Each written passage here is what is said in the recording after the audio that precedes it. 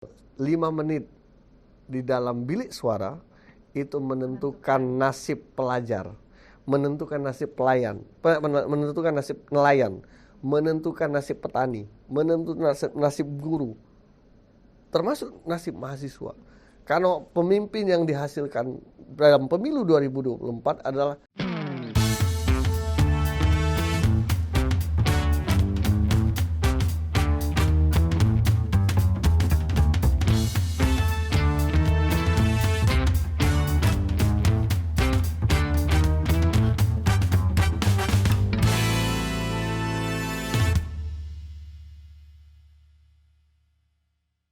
Halo teman pemilih, balik lagi di podcast resminya KPU Provinsi Sumatera Selatan bersama saya Sophie, mahasiswa magang yang bisa berkesempatan langsung magang di KPU Provinsi Sumatera Selatan. Nah, pada kesempatan kali ini kita akan ngobrol dan bincang-bincang santai mengenai informasi seputar kepemiluan. Dan saat ini saya sedang bersama dengan ketua langsung dari KPU Provinsi Sumatera Selatan, Bapak Amrah Muslimin. Halo Bapak, apa kabarnya hari ini? baik, Sophie, alhamdulillah. Oke, baik ya Pak. Ya. Nah, dilihat nih Pak, sekarang sedang sibuk-sibuknya KPU gitu ya Pak. Dan karena 224 hari lagi kurang lebih menuju pemilu serentak 2024. Dan dilihat sekarang nih Pak, KPU salah-salah sibuknya. Bisa nggak Bapak ceritakan bagaimana suasana dan serta tahap-tahapan yang sedang berlangsung saat ini Pak? Oke, jadi kalau bicara soal tahapan pemilu, yang pertama kita harus bicara soal pemilu itu pada saat 2024 nanti akan melaksanakan 5 jenis pemilu sekaligus. Pertama, kita akan memilih presiden dan wakil presiden secara langsung. Kemudian kita akan memilih anggota DPR RI secara langsung. Kita juga akan memilih anggota DPR provinsi secara langsung. Kemudian akan memilih anggota DPR di kabupaten kota secara langsung, dan terakhir kita juga akan memilih anggota Dewan Perwakilan Daerah secara langsung. Jadi karena ini pemilunya cukup 5 pemilu digabung secara langsung ya, jadi tahapannya cukup panjang. Jadi kalau tahapan pemilu itu dimulai dari Juni 2022. Terus kita melakukan apa yang disebut dengan tahapan persiapan. Kemudian di akhir 2022 kemarin kita lakukan verifikasi untuk partai politik peserta pemilu. Dan di Desember kita sudah menetapkan untuk partai politik peserta pemilu 2024 itu sebanyak 18 partai politik. 18 partai politik. Nah, masyarakat yang ingin tahu partai apa saja ya silakan searching saja, lihat saja media sosialnya KPU Sumatera Selatan, semuanya lengkap. Kemudian di 2023 awal kita melakukan pelaksanaan pemutakhiran data pemilih. Nah, pemutakhiran data pemilih ini adalah salah satu tahapan yang paling panjang dalam tahapan pemilu di 2024. Jadi kita mulai dari Februari sampai dengan kemarin ditetapkan secara nasional daftar pemilih tetap tanggal 2 Juli 2023. Oke Pak, lagi gencar-gencarnya Pak, lagi panas-panasnya belakangan ini. Pada tanggal 1 Juli kemarin ditetapkan oleh KPU RI mengenai DPT, daftar pemilih tetap. Nah, boleh dikasih tahu nih Pak, kalau khususnya untuk Provinsi Sumatera Selatan itu berapa Pak jumlah DPT, dan apakah dari tahun sebelum pemilu 2019 itu mengalami penaikan yang signifikan hingga saat ini Pak? Ya, supaya masyarakat tahu ya, jadi DPT itu adalah produk final ya, produk akhir dari apa yang disebut dengan pemutakhiran data pemilih yang saya sampaikan di muka tadi. Jadi pasca Februari 2023 kita melakukan apa yang disebut dengan tahapan pertama pemutakhiran data pemilih, itu adalah pencocokan dan penelitian, coklit disingkatnya. Nah, coklit ini melibatkan tidak kurang dari 25.000 petugas kami yang disebut dengan Pantarli.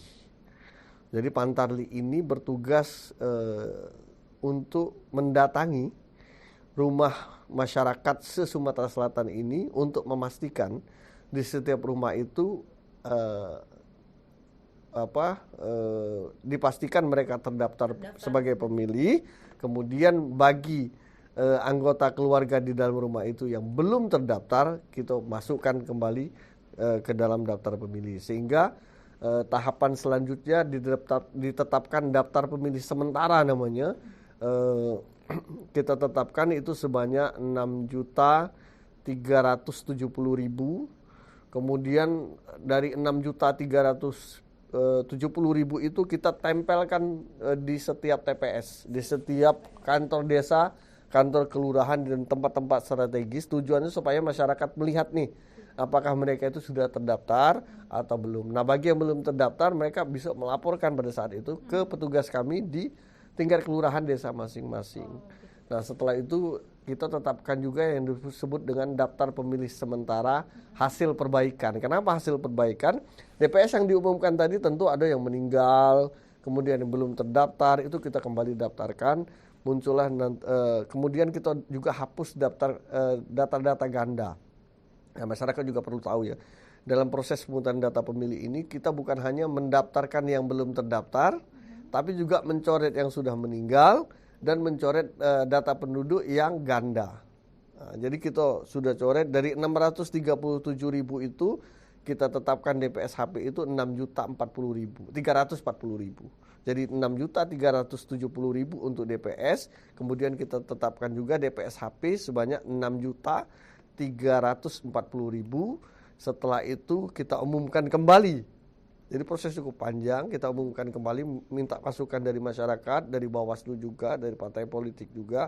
Akhirnya di tanggal 27 Juni kita tetapkan daftar pemilih tetap untuk Provinsi Sumatera Selatan itu sebanyak 6.326.438 pemilih. Oke, berarti kalau di Provinsi Sumatera Selatan itu kurang lebih 6,3 juta jiwa yang ditetapkan sebagai DPT ya Pak. Dan itu adalah daftar pemilih kita ini di Pulau Sumatera termasuk tiga besar terbanyak pemilih. Kalau digali-gali lagi untuk proses dan kronologinya seperti yang Bapak sampaikan tadi ya Pak, karena setiap rumah itu selalu didata agar terdaftar menjadi daftar pemilih tetap gitu. Nah, untuk selanjutnya Pak, bagaimana jika pemilih yang belum terdaftar menjadi DPT, itu bagaimana Pak prosesnya? Ya, jadi begini. Daftar pemilih yang kita tetapkan sebanyak 6.300.000 tadi itu adalah daftar yang sudah kita tetapkan. Tapi tetap saja nanti kan begini, setelah ditetapkan 27 Juni kemarin oleh KPU Provinsi Sumatera Selatan, yang namanya data penduduk ini kan fluktuatif sifatnya. Ada yang meninggal, ya kan?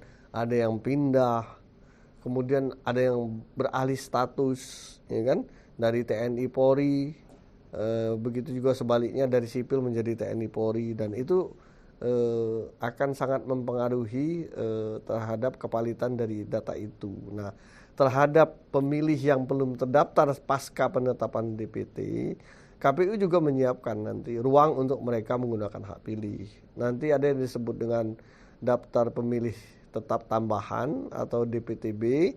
Ada juga nanti yang disebut dengan daftar pemilih khusus. Nah, jadi di situ ruang-ruang yang kita sediakan untuk memastikan, ya, KPU ini kan tugasnya memastikan untuk melindungi hak pilih bagi warga Sumatera Selatan. Dan tentu tapi tidak juga mengakibatkan atau masyarakat itu menjadi pasif, ya. Nah, kita harapkan masyarakat yang belum terdaftar itu melapor kepada petugas kita, baik itu di tingkat kelurahan atau di tingkat kecamatan, atau bisa ke KPU kabupaten kota, bahkan juga bisa di kantor KPU provinsi untuk memastikan bahwa mereka belum terdaftar, dan itu pasti kita akomodir asal tidak melapornya itu pada hari H. Nah, karena begini, kalau melapor di hari H kan itu berpengaruh pada jumlah surat suara yang sudah kita tetapkan. Kalau kita tetapkan 6.326.000, maka yang kita cetak itu adalah 6.326.000 ditambah 2%. Nah, kalau itu seandainya masih banyak ditemukan pemilih yang belum terdaftar dan mereka lambat melaporkan, nah otomatis kan mereka akan tidak tersedia surat-surat untuk mereka. Maka penting sekali masyarakat itu wajib aktif. Apalagi sekarang fasilitas yang diberikan oleh KPU sekarang bisa. Nggak mesti melihat papan pengumuman kok. Cukup buka smartphone. Smartphone kan kita sudah ada aplikasi yang disebut dengan cek data pemilih. Nah itu kan tinggal masukkan NIK di KTP-nya, namanya, akan muncul. Anda sudah terdaftar di TPS berapa, desa apa, kelurahan apa, kecamatan apa, kabupaten apa. Berarti bisa cek DPT melalui online. DPT online, lebih pasti iya. Sangat makanya masyarakat harus aktif, jangan pasif. Iya, Pak. Kita berharap masyarakat bisa memberikan kontribusi melalui aktifnya mereka untuk memastikan mereka terdaftar atau belum di dalam daftar pemilih. Nah, DPT kan sekarang sudah ditetapkan, Kak. Karena tahapan pemilu itu kan pada tanggal 14 Februari nanti, itu kan lumayan jauh Pak dari sekarang. Misalnya nih ada sekarang saya tinggal di kota A misalnya Pak. Tapi pada tanggal pemilihan nanti 14 Februari sedang berada di kota B, itu bagaimana Pak tentang pemilih? Masih tetap milih kah atau bagaimana Pak? Jadi terhadap penduduk ya yang melakukan perpindahan tempat atau sedang melakukan perjalanan ya pada saat hari H, penduduk harus melaporkan 1 minggu sebelum. 1 minggu sebelum. Jadi misalnya Sophie mau ke Jogja misalnya jalan-jalan, nah itu sudah harus dipastikan Sophie melapor ke PPS tempat tinggal Sophie, nanti akan didaftarkan oleh petugas kami di Kota Palembang, KPU Kota Palembang, melaporkan ke tempat tujuanmu. Nah nanti akan kategorinya masuk ke dalam daftar pemilih khusus. Nah tapi kelemahan dari pemilih yang pindah memilih dari asal ke tempat tujuan itu tidak seluruh kertas atau surat suara diberikan. Jadi misal contoh, saya terdaftar di daftar pemilih Kota Palembang. Terus pada hari yang sama di tanggal 14 Februari saya berada di Linggau. Di luar kota, di Linggau. Maka saya boleh memilih asal tadi ya 7 hari sebelum hari H sudah melapor. Kemudian saya akan bawa pom A5-nya berpindah memilih itu diserahkan kepada TPS yang sudah ditunjuk untuk menerima saya. Nah itu tidak semua surat-suara diberikan. Saya hanya menerima karena saya di wilayah Palembang akan menerima surat-suara presiden dan wakil presiden, kemudian surat-suara DPD dan surat-suara DPD dan DPR RI. Nah, saya tidak akan diberikan DPRD provinsi dan DPRD kabupaten kota. Kenapa? Karena saya dapilnya berbeda dengan Lubuk Linggau. Kalau saya di Palembang, maka saya akan memilih wakil saya untuk DPRD provinsi yang mewakili Kota Palembang dan DPRD Kota Palembang yang mewakili saya di Kota Palembang. Karena saya pindah ke Linggau, maka saya tidak punya hak untuk menentukan siapa wakil saya di Linggau. Iya, betul. Jadi ada 3 surat. Begitu teman pemilih, jadi tidak ada alasan untuk tidak memilih. Dimanapun, misalnya untuk liburan pada hari yang bertepatan dengan pemilu serentak, kita tetap harus memilih. Tapi dengan catatannya lapor sebelum hari H dan sesuai dengan ketentuan yang berlaku. Betul. Gitu ya Pak. Gitu. Nah, mungkin dengan perkembangan DPT ini memang luar biasa ya Pak. Kalau DPT ini bisa dibilang roh dan nyawa lah Pak. Betul. Dari pemilu ini sendiri. Nah, begitu juga dengan DPT dan juga tahap-tahapannya menjadi tanggung jawab penuh dari KPU itu sendiri. Makanya semua data pemilih harus secara valid gitu ya Pak, karena itu mempengaruhi dari berjalannya pemilu serentak 2024 mendatang. Iya, betul. Jadi saya ingin memastikan juga tambahan informasi kepada masyarakat ya. Jadi DPT yang kita lakukan pemutahiran data pemilih yang cukup panjang waktunya itu, dari Februari sampai dengan Juni kita tetapkan kemarin, itu telah banyak menghapus data-data yang tidak valid. Yang paling banyak kita hapus itu memastikan tidak adanya lagi pemilih yang ganda. Ganda itu bisa antar desa kelurahan. Misalnya kalau ganda itu kan terdaftar di desa A dan terdaftar di desa B. Maka petugas kami memastikan nih terhadap penduduk itu. Beliau sekarang berdomisili di mana? Kalau di desa B maka yang dicoret adalah desa A. Kemudian antar kecamatan juga kita pastikan tidak ada lagi data ganda. Antar kabupaten pun kita sudah pastikan tidak ada data ganda. Termasuk antar provinsi, antara Sumatera Selatan dan provinsi lain, kita pastikan penduduk Sumatera Selatan yang pindah memilih atau pindah alamat ya, itu tidak akan terdaftar di 2 provinsi yang ada. Termasuk terakhir data ganda antar provinsi Sumatera Selatan dengan penduduk kita yang bekerja di luar negeri. Jadi mudah-mudahan DPT yang ditetapkan ini DPT yang lebih valid dari 2019. Karena walaupun kita di dalam dan di luar negeri itu tetap bisa memilih. Iya, ya, Pak. Tetap memilih kita. Oke. Nah mungkin untuk terakhir nih Pak, bagaimana sih pesan Bapak kepada teman pemilih yang sedang menyaksikan untuk menyongsong pemilu serentak 2024 ini? Ya, jadi kita bicara soal ini ya, saya lebih menekankan kepada kelompok generasi milenial ya. Milenial itu usia 40 tahun, 17 sampai 40 tahun. Ya perlu juga masyarakat ketahui bahwa pemilih dari kelompok milenial ini mendominasi daftar pemilih yang ada. Jadi di Sumatera Selatan ini lebih dari 50% itu pemilih itu adalah kelompok milenial. Maka kelompok milenial ini adalah kelompok yang memang memiliki wawasan lebih luas, ya kan? Karena dia akses informasinya cepat mereka. Nah maka kita harapkan teman-teman milenial menjadi garda terdepan untuk ikut berpartisipasi, paling tidak mengajak teman-temannya, anggota keluarganya untuk memastikan sebagai pemilih, menjadi pemilih yang cerdas. Nah pemilih yang cerdas itu apa? Pemilih yang memang betul-betul memilih calon pemimpinnya itu berdasarkan hati nurani.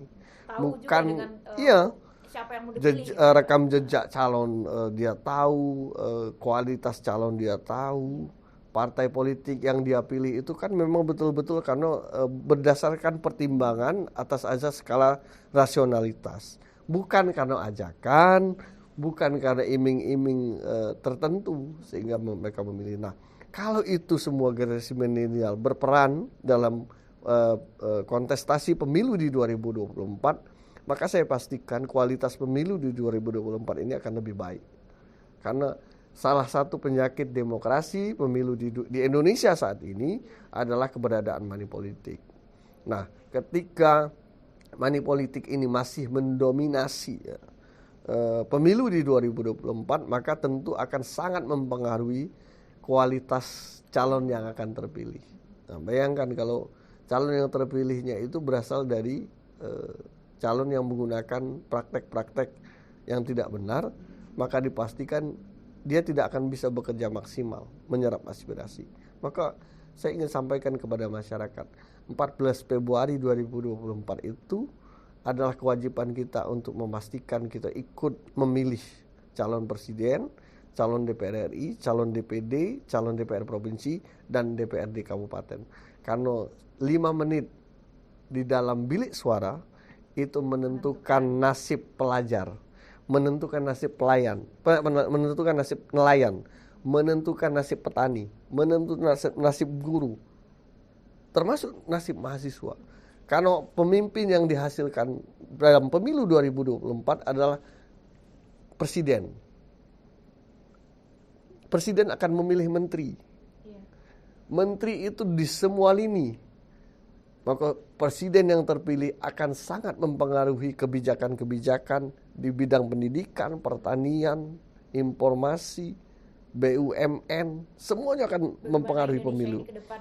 Kemudian akan memilih DPR RI. DPR RI itu yang akan menghasilkan undang-undang. Nah, undang-undang yang baik adalah undang-undang yang berpihak pada rakyat.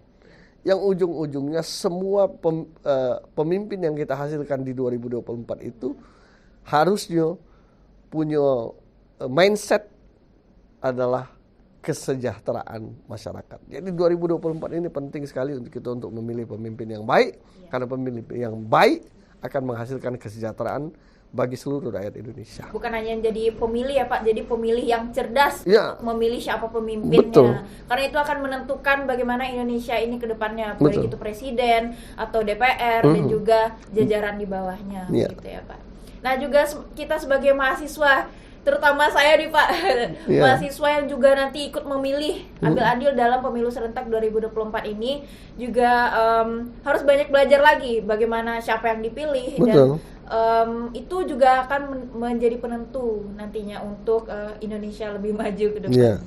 Oke, baik itu teman pemilih, kita harus bisa menjadi pemilih yang cerdas dan bisa dapat memilih siapa pemimpin kita untuk demi Indonesia yang emas nantinya di 2024-5. Oke teman pemilih, itu tadi bincang-bincang santai kita bersama dengan Ketua KPU Provinsi Sumatera Selatan yang membahas mengenai informasi kepemiluan terkhusus untuk DPT, daftar pemilih tetap yang telah dijelaskan oleh Bapak tadi. Nah pesannya adalah kita sebagai pemilih harus memilih pemimpin yang bisa menentukan Indonesia ini menjadi Indonesia yang lebih maju. Karena bukan hanya sekedar memilih, tapi menjadi pemilih yang cerdas. Gitu ya Pak. Nah begitu juga pesan untuk milenial yang telah dijelaskan oleh Bapak agar dapat lebih bijaksana lagi dalam menggunakan hak suaranya. Nah itu saja teman pemilih. Terima kasih saya ucapkan kepada Bapak yang telah berkesempatan hadir di podcast ini. Bisa kita berbincang-bincang tentang seputar kepemiluan. Mungkin akan lebih banyak kesempatan lagi Pak kita bisa untuk menyampaikan informasi kepada teman pemilih yang ada di rumah. Nah itu tadi teman pemilih. Kalau teman pemilih ingin mengetahui lebih lanjut informasi mengenai seputar kepemiluan atau pemilu serentak 2024, bisa langsung ke website KPU atau Instagram @KPU Provinsi Sumatera Selatan, atau bisa diakses melalui berbagai media sosial KPU Provinsi Sumatera Selatan agar tidak ketinggalan informasi mengenai kepemiluan. Oke teman pemilih, terima kasih telah menyaksikan. Sampai jumpa di podcast selanjutnya.